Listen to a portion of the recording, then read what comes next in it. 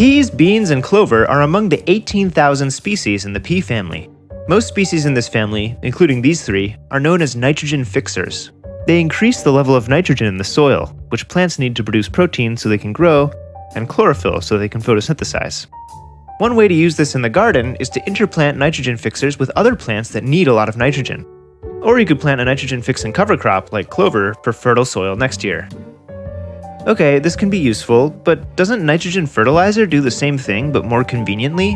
Why bother with this nitrogen fixation thing? Understanding this requires us to understand how nitrogen fixation works, which in turn requires us to understand the broader nitrogen cycle. So let's start with the big picture.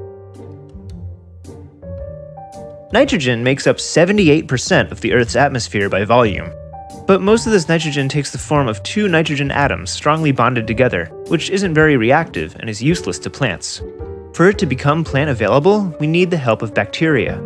Various species of bacteria eat atmospheric nitrogen and poop out ammonium. This gets eaten by other kinds of bacteria, which poop out nitrite, which gets eaten by yet another kind of bacteria, which poops out nitrate. All of these forms of nitrogen are available for plants, especially nitrate, which is the easiest for plants to use. Plants can take this up directly if it is near their roots, but they most often rely on strands of fungi that attach to their roots and bring nutrients to them in exchange for the sugars and carbohydrates the plant roots exude.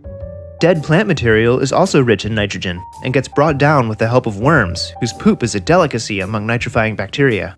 Some of the ways nitrogen exits the soil is when the crop is harvested, when water carries it away, or when it becomes gaseous and returns to the atmosphere. Or if the soil lacks oxygen, different anaerobic bacteria grow, which convert nitrates back into atmospheric nitrogen. Notice that these things only happen with loose nitrogen in the soil, not with nitrogen inside organisms. Okay, so we know that the nitrogen cycle depends heavily on life in the soil. Without them, the plants would be quite sad. But you may have noticed, if the fixation process is done by bacteria, where do nitrogen-fixing plants fit into this? Believe it or not, nitrogen-fixing plants don't fix nitrogen. Rather, they create habitat for the bacteria that do. The roots of this clover plant have little nodules that house huge amounts of nitrogen-fixing bacteria. The ammonium that these bacteria create slowly releases into the soil for neighboring plants and microorganisms to use. When the plant dies, the bacteria disperse into the soil, resulting in an abundance of bacterial allies for future plants' nitrogen needs. You know how earlier I said that water can carry soil nitrogen away? This nitrogen ends up in rivers, which can disrupt the ecosystem by enabling algae to dominate. But remember, this only happens to loose nitrogen in the soil, and not to nitrogen embedded in organisms. And fertilizer adds pure nitrogen without the organisms. So when it rains, huge amounts of it run off and pollute the water.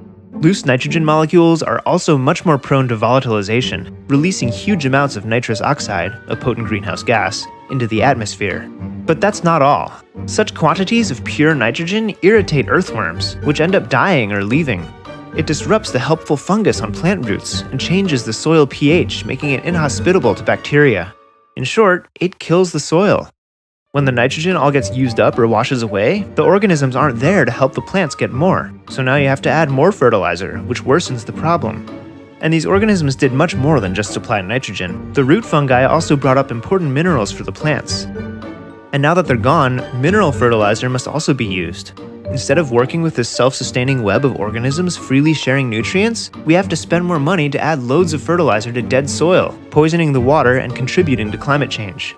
Considering the inability of dead soil to supply plants with nutrients, it's no wonder that throughout the last century, vegetables have been steadily declining in nutritional value.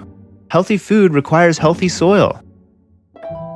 So if the soil around you is rich and alive, try to keep it that way. But if, like most of us, the soil around you is dead or dying, nitrogen fixers can help to add a little more life so that someday our tiny allies under our feet will come back.